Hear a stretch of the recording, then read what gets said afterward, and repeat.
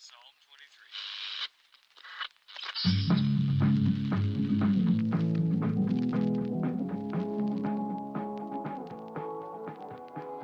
23. Welcome to the Carr and Seguin Show, hosted by Devin Carr and Paul Seguin, where two Michiganders dive into real estate, outdoors, community building, and everything in between.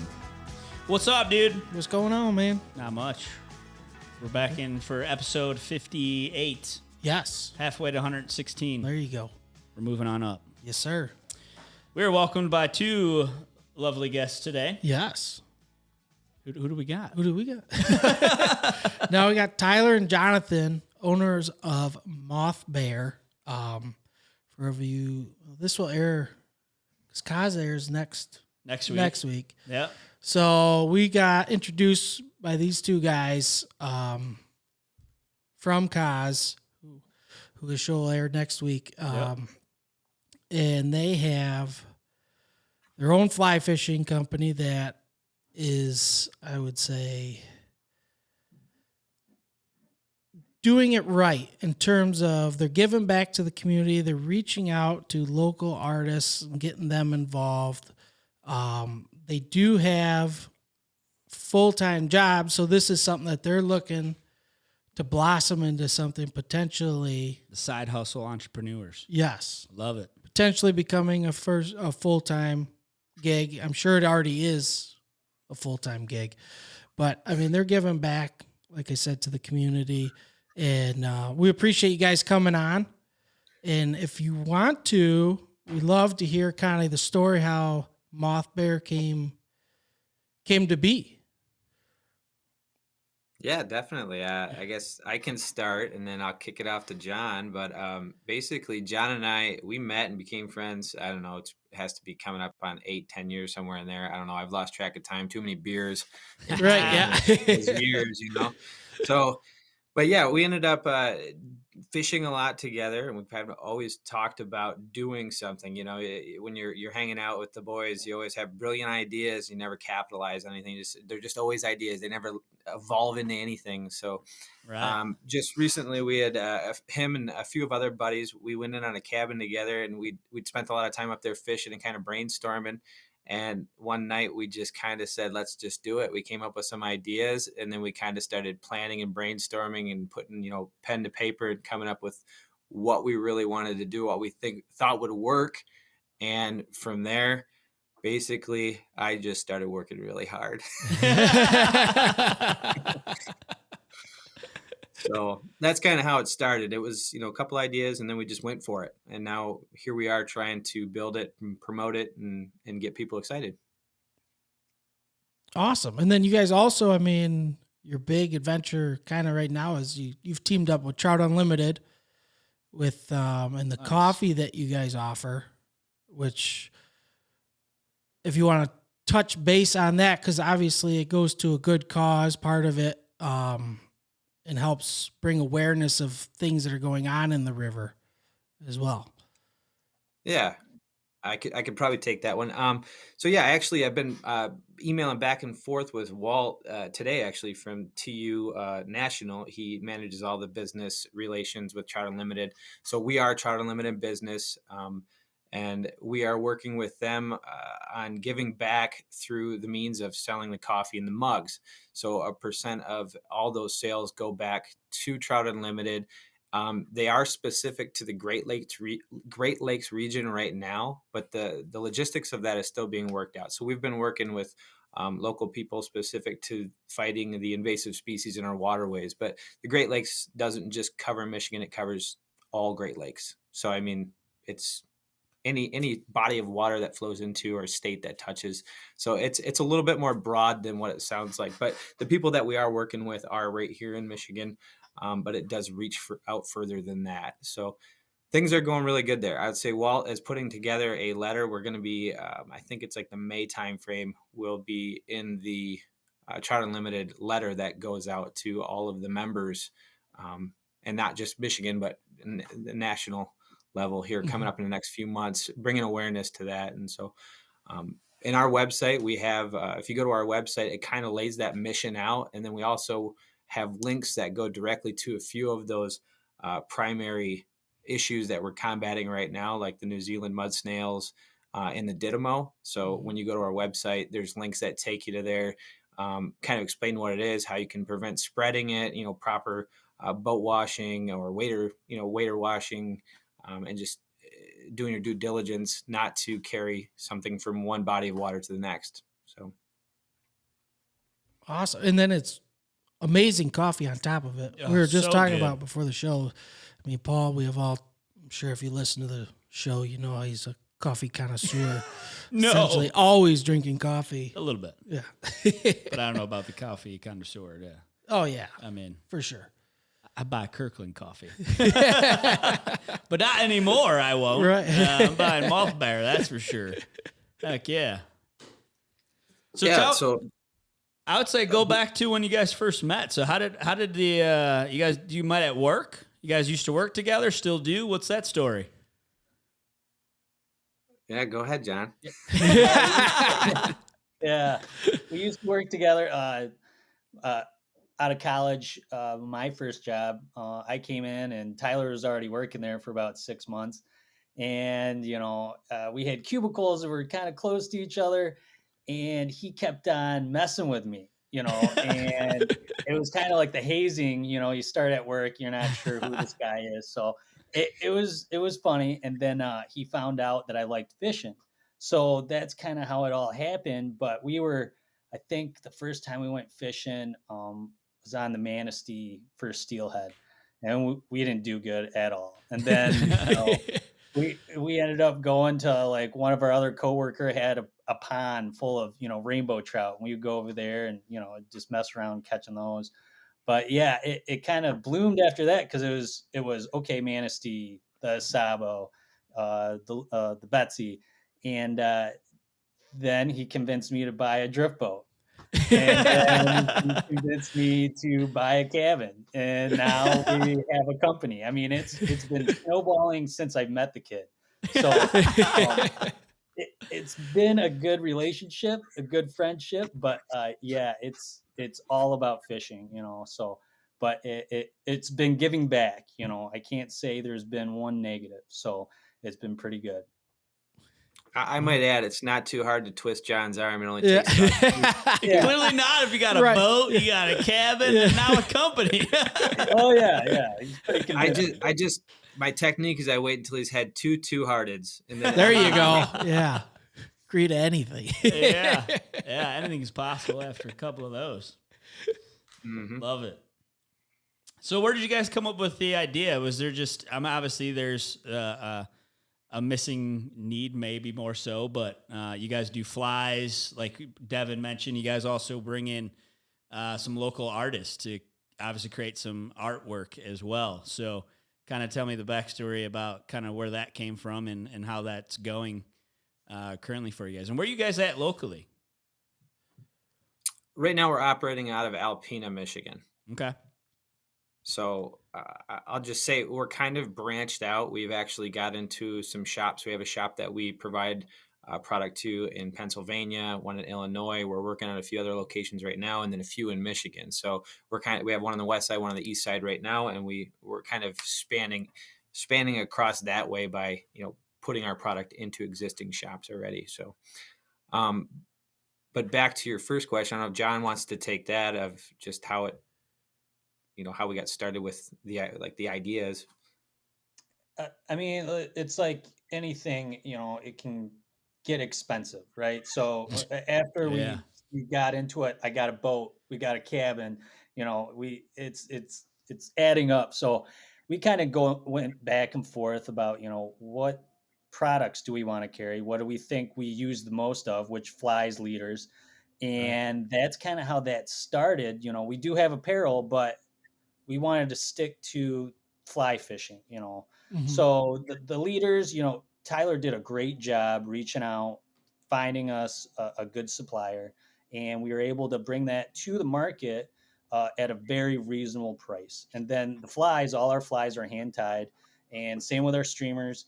And those are also, I haven't seen someone that can beat those prices either, but that's it's what we use. So we're finding out with these other companies, and what the Georgia, they're using different stuff than us. Mm-hmm. And they're asking us, hey, can you provide this, provide that? And it's all new for us because we've only fished in Michigan, and then we've gone to Arkansas 3 times. And it's just, we're still very green, very new. So it's just getting our foot in the door and realizing that this is a huge industry. But yeah, you can spend a lot of money trying to Right. bring products to the market, as we're finding Right. out. Yeah, I mean, you guys, like you said, you sell to the customer and you also sell to the shop. So, what are some of the shop names that people can go to and find your guys' stuff? Yeah, so smaller like mom and pop style shops, the blue collar style shops so far. So we work with Dooley's Fly Fishing out of Illinois. Nick Dooley is the owner and operator of that awesome shop. Has tons of stuff in there for fly tying. Like Okay. I've never seen so much stuff there readily available for fly tying. So it's like, yeah, it's like a mega mall for fly tying. But he also sells online all of his stuff as well, and it's all like primo quality stuff. So he's carrying some of her stuff as he continues to grow. Then we have Pocono Fly Fishing out of Pennsylvania. That's a shop that actually just opened up. They had a soft opening last year sometime, but they had their grand opening this year, and they are Okay. catching on quickly. They're right in the middle of a huge fly fishing area. They've got a good group, and he continues to grow.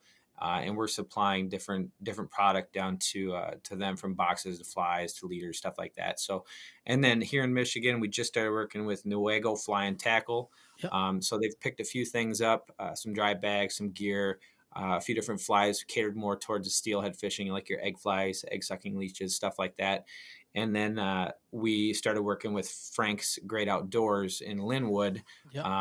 Been talking with the guys over there. We got them hooked up with a bunch of good stuff from Michigan, basically all Michigan-based dry flies, nymphs, streamers, anything you would need to go hit the rivers here in northern Michigan or Michigan in general. Mm-hmm. And we're working on improving, the line of flies to cater to those warm water species, larger deceiver style flies and streamers for your pike, and then your poppers and your different top water or, your meat whistle type flies to go after the smallies and the bass and the warm water species. So those are the couple that we're working with. Now we have some other shops in the pipeline that, I'm not going to mention because we're still in negotiations and Mm-hmm. trying to see if we can get something to work. But that's kind of how we're reaching out and spreading across, the different areas.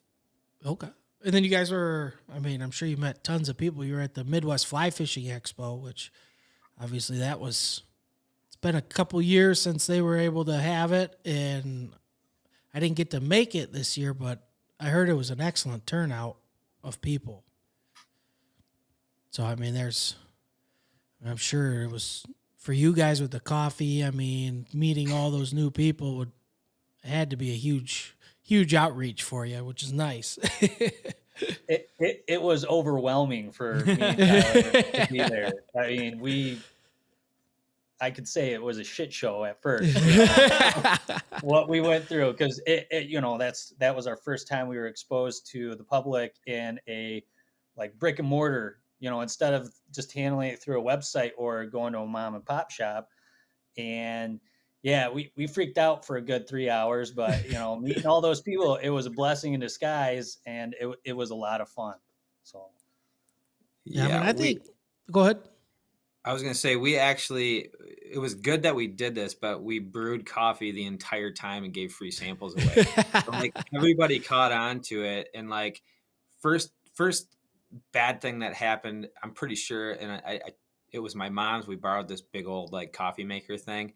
John plugs it in empty, smelled it burned up before we even got to use it. So it was my mom's. I told her it didn't work when we plugged it in. She's like, "Oh, we'll have to own up to that eventually." But yeah, so then just trying to keep up after we had that incident, we're like, we got to keep up on this coffee maker. The other one, we're like, we can't let it go dry or we'll burn another one up. And all of a sudden we get hit with 25 people. We're trying to answer questions, keep coffee going. I've got like a little swiper checking people out. He's doing cash transactions, and it was just chaotic for the first yeah, like John said, 3-4 hours of that first day of the expo, and then things wound down a little bit, and we were able to maintain and handle it. Right.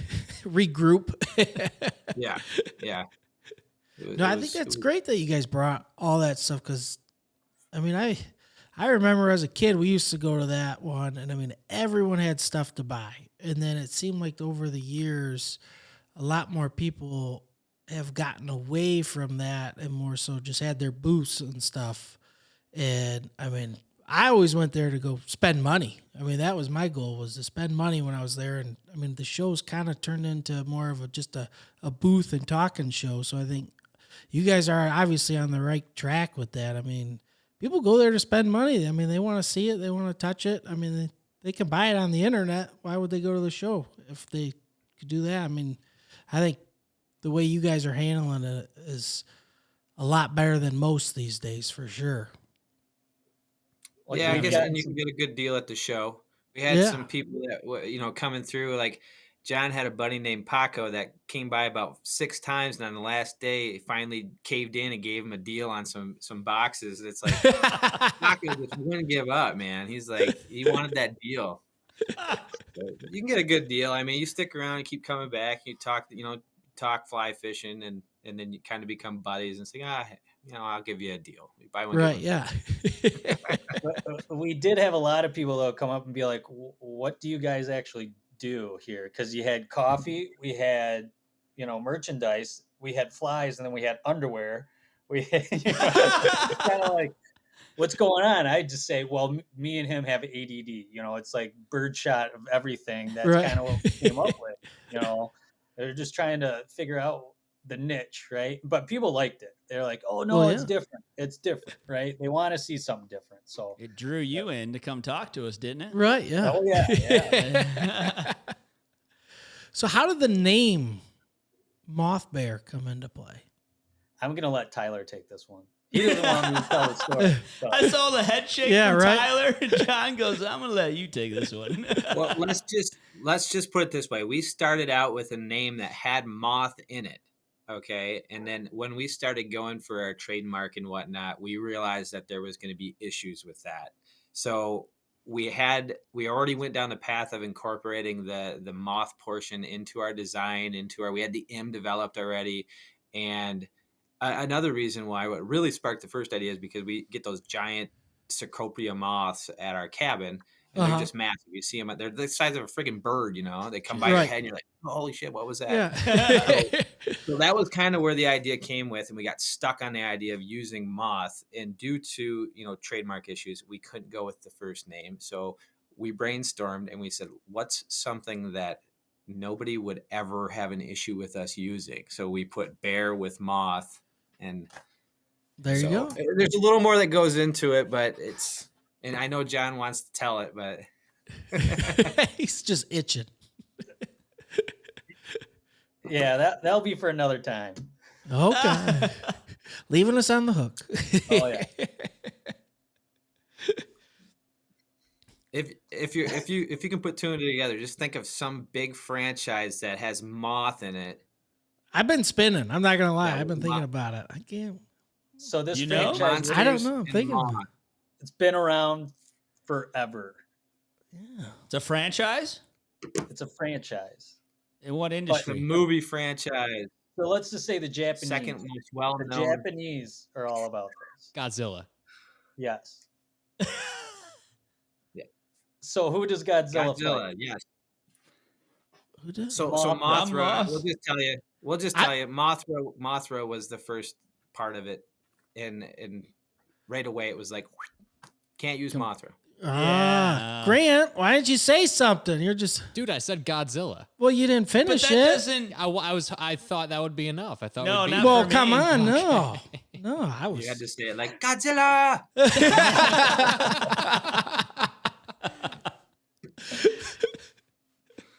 No, but I like it. I mean, it kind of goes to what you guys are about. I mean, you got, like you said, you got underwear, you got coffee, you got flies, you got boxes, Mothbear. I mean, I can't help but imagine at this show what really drew everybody in. I mean, we have 2 bags of your coffee. I'm not going to show them because They're in Devin's bags. They would do a disservice to Mothbear. We don't need Ziploc bags for that's not how you're going to get your coffee. But it just smells delicious. I mean, the aroma. You smelling this aroma in this room right now? It is just. It makes me want to just. Grant, do you have a coffee maker we can use? Because this needs to get brewed. We do have a coffee maker. All right. Well, I'm gonna be making one. But I mean, I'm sure the smell of your guys' coffee is what just drew people in. I mean, it is good. We've had it. The first kind was the midnight. What was it called? Midnight Mousin. Midnight Mousin. Delicious. Yep. And I got the two other looking up the names here. Hex Hatch Hazelnut. Yep. Yes. True North Trout. True North Trout. Delicious. It just smells good. Very good. So, because we all know that I just love coffee. Right. Let's talk about the good stuff here. So how do you guys where do you get the coffee from? How's that part? I'm assuming you guys like coffee a little bit to incorporate into your company. Yeah, absolutely. So I have a friend up here in Alpena that roasts coffee, and we just so happened before we got on this whole idea of even doing something with it, we were at a convention where our wives were his wife and my wife kind of worked together. So we were over in Petoskey. We were drinking at the bar in the basement of the hotel, and we started talking, and he was telling me about his coffee and his roasting, and I was saying how we're starting this Mothbear. I said we should do a coffee line. So we started working with him and came up with some flavors. I mean, we could have went wild with flavors. I believe that. 30, 40, 50 flavors, but we started doing the math on the numbers and what we could do and keep the cost down. And we landed on 3, and we selected just your regular medium roast blend, Midnight Mousin, which has just a hint of caramel. It's a medium roast. It's not too sweet. And then your Hex Hatch Hazelnut, which is just your hazelnut with your Irish cream. And it's, again, the flavoring is just very subtle, just enough to give a little bit, but it's still a good mild medium roast. But so yeah, everything I've been learning a ton because it's actually my buddy Gary's, that's his wheelhouse. But as I've been working with him, he's been walking me through the situation and how things go. And what's really cool is we're supposed to be getting in and kind of doing a little video with him, kind of like a promotional video, and showing the roasting process and the grinding process and the bagging and everything. And we've been discussing even more so as to get into just doing the whole bean. We've had requests for whole bean too. So all the beans are organic, and everything, all the information's right in the back of the bag. It's legit stuff. And we do small batch roasting. So when we keep in stock a very small amount, and when we get down to like 2 or 3 bags, we do another batch. And it might be 12 to 24 bags, depending on how we're moving. And this could happen, every few days to every week, but we don't like to keep anything around longer than 2 to 3 weeks on the shelf because we want it to be super fresh when we ship it out. So that's pretty much the goal, is to keep it as small batch as possible. But as we continue to grow and we promote this thing, if it gets crazy, I don't know what we're going to do, like Gary, what are we going to do? Yeah. Right. Hey, that'll be a good problem to have for sure. Because obviously a lot of you guys have partnered up with Trout Unlimited, that part of the proceeds of the coffee sales go to them as well, right? That's correct, yes. That's awesome. And the sales for the mugs. So we kind of put the mugs and the coffee in the same wheelhouse. So any of the mugs and the coffee, we're tracking that. And on a quarterly basis will be, as we fine tune this process of how we're going to work with them, we'll be sending them a check based on how much we sold that quarter. Yeah. Heck yeah. That's awesome, guys. That's awesome. Now, moving in from, the coffee bags, the design is awesome. I wish I would have brought them so we could show to everybody. Of course, I forgot.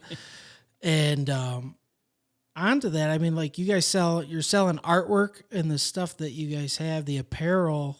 As we talked before the show, you guys are working with local artists to help design that stuff. Did I understand that right? Yeah, we work with artists pretty much all over. Like on the bag, Hunter Evans is the name of the artist that did the actual brown chasing the streamer with his unique, I wouldn't even know how to explain his style of art, but he can take anything and make it look like that, those hash lines and stuff. It's very, very unique. So I found him, asked him to do something for us. That's where the trout portion came from. And then I have a friend that's a graphic artist out of Traverse City, Joe Hunter. He has I think it's Joseph Hunter Design is his business. He did the rest of it. He put the whole thing together. He made the trout skin at the top and the little badge and kind of blended the whole thing together for us. So That's awesome. that's kind of how that came together. No, it's good looking stuff. Yeah. And then even your artwork. I mean, where do you guys get your art gallery? I'm not going to lie, that Trout piggy. the trout pig is really, I'm all about it. The name is I'm not a pig. I'm a trout. Damn it. That's so yeah.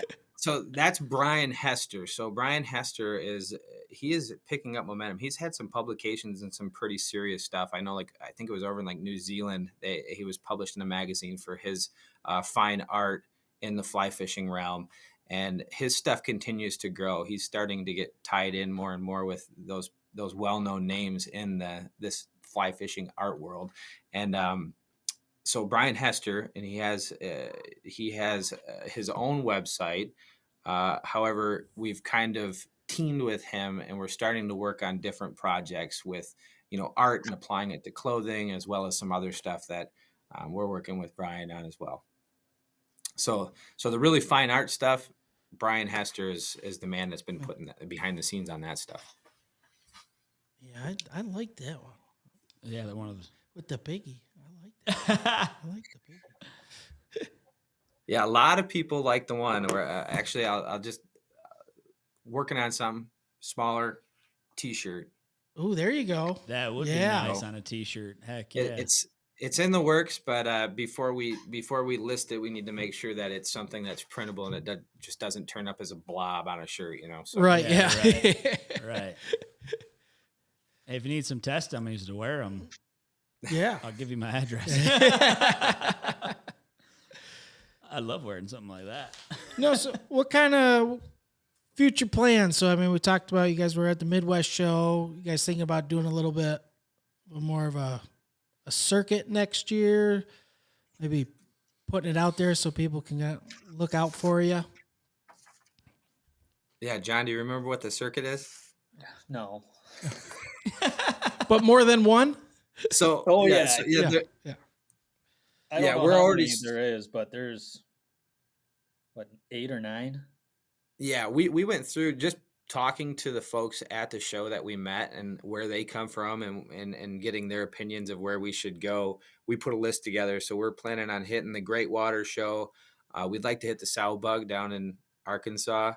And then the fly fishing show, we were thinking about doing the Atlanta, Georgia show when Cincinnati got shut down due to COVID this past year. However, we couldn't commit because the time frame was too short. So this year we might add 3 locations of the fly fishing show, which would be the Atlanta, New Jersey, and Pennsylvania show. I think Lancaster, Pennsylvania. And then we're, of course, plan on doing the Midwest Fly Fishing Expo again, and then hoping to make our way over to Minneapolis, Minnesota for their big show that they have. Typically falls 2 to 3 weeks after the Midwest Fly Fishing Expo. So, and we're also going to try for the Ultimate Fishing Show in Grand Rapids too, right? We were thinking about that. So we like I said before, we started work with Frank's Great Outdoors, and they went over to the show in Grand Rapids, which it actually fell on the same weekend as the show that we were at with the Midwest Fly Fishing Expo. And he said they had tons of people asking for fly fishing stuff. So it was interesting, and I kind of figured that there would be a market over there. So they were kind of planning on gearing up for that for next year, as far as being able to cater to the needs of the customers that are visiting that show, and we had thought about hitting that show as well. And then John would like us to get into a little bit of ice fishing gear towards the end of this year. And we've been exploring that, mostly like your jig style stuff that would still be like bucktail or kind of hand tied flies that would be weighted for jig and walleye or panfish or whatever. Start there and kind of expand. But we're dabbling with the idea of having a small selection of ice fishing. Okay. Awesome. No, I think it'd be sweet to add that. Yeah. I mean, 3-4 months out of the year, right?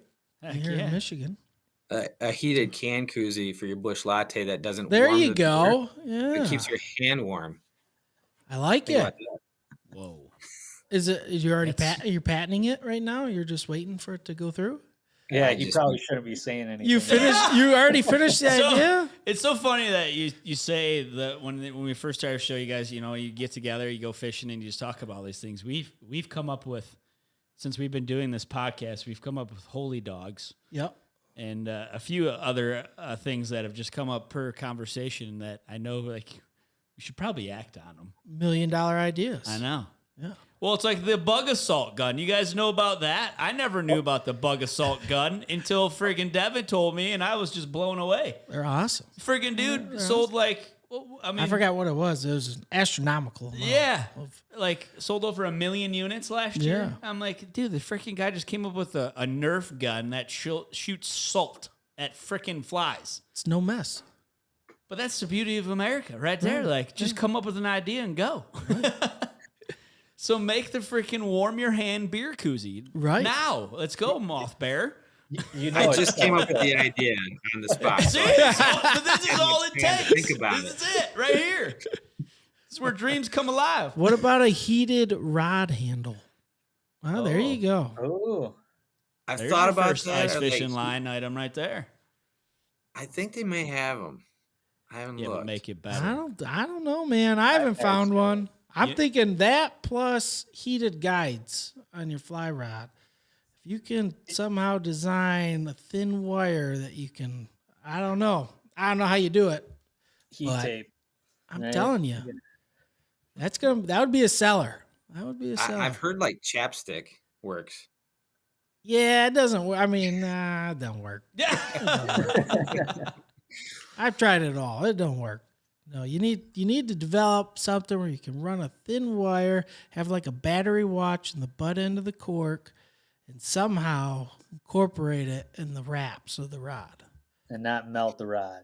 And not melt Melt the the rod rod. or throw off the action. I don't know how you do it, but someone's got to come up with it. I'm tired of freezing my ass off. And then just throw a bag of Mothbear coffee with it. It'll sell There you go. Yeah. right there. That's the We- different. That's what separates you from the other guys. Just you don't get a Mothbear bag of coffee, do you? Yeah. Sold. We may be able to do the heated beer koozie, but I don't know about the heated fishing pole. Well, just stew on it. I mean, don't say no. Don't say just no. Yeah, you yeah. know. Come on now. Hopefully, in a couple years, I'll get to see it come from you guys. So I Then we'll would have- say heated gloves probably would take care of the handle for the rod, and then You can't. revolving- It's too wet. It's too wet. They get wet. waterproof ya. them, man. Takes away I've from tried the it feel. all. I mean, this is the only solution. The only solution. All right. Well, we'll look into it. Yeah. That's all I ask. That's all I ask. But no, I mean, I greatly appreciate you guys taking the time and coming on the show. And for all of you listening, I mean, you got to check them out. Yeah. They're giving back. I mean, just such a great cause. I mean, all their stuff is top notch for sure. Between their flies, leaders, their apparel, Affordable. affordable. I mean, their artwork that they're selling is telling you check out the pig. It's important. Every household needs one. You gotta let me know when that shirt comes live. Maybe that will be a new gift I give to buyers. I'll give them a pig. Congrats on your mortgage. Here's a shirt for you. Yeah. No, but I appreciate it, guys. It's great to have you on, and thank you so much. Yeah. And so thank you for having what's your guys' website? Is there any way to get a hold of you, follow you guys on Facebook, Instagram, all that good stuff? We got it all, baby. Yeah. Yeah. So we got a Facebook. It doesn't have as many followers as the Instagram does right now, but yeah, basically, I believe our Facebook is just Facebook.com/Mothbear Outfitters, and I think it's the same with our Instagram page. Okay. We do have a TikTok that's fairly new, and it's kind of goofy. We just do funny videos there, funny fishing videos and whatnot. Yeah. We have a YouTube channel that we started. We did make a video down in Arkansas and of our trip that we had in late January. It's about 4 or 5 minutes long, and all it is us catching I don't know, maybe 50 fish or something. Catch and release, catch and release, catch There and you release. go. Pretty cool video capturing our little trip. So if you search us on YouTube, you can find us there, and we'll continue to add content. And then, of course, our website, just mothbear.com. That's where you can go find all of our products. Awesome. Well, there you go. If you're looking for some quality, affordable flies and leaders, some really good freaking coffee that is in, I'll endorse it. It's damn good coffee. 100%. I'm ready to go home and make myself a pot. It does not surprise me. No, because the smell in here has just got me all fired up. But no, I appreciate you guys, Jonathan and Tyler, coming on and spending time with us, coming on our show.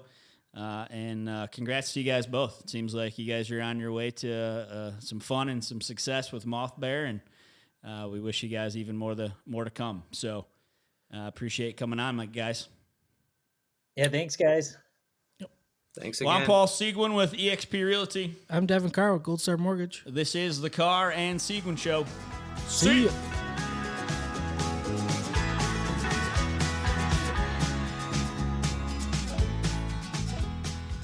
The primary purpose of this podcast series is to inform, entertain, and educate. The information, opinions, and recommendations presented in this podcast series do not constitute legal or professional advice, opinions, or endorsements of any kind. Gold Star Mortgage Financial Group, NMLS 3446, Equal Housing Lender.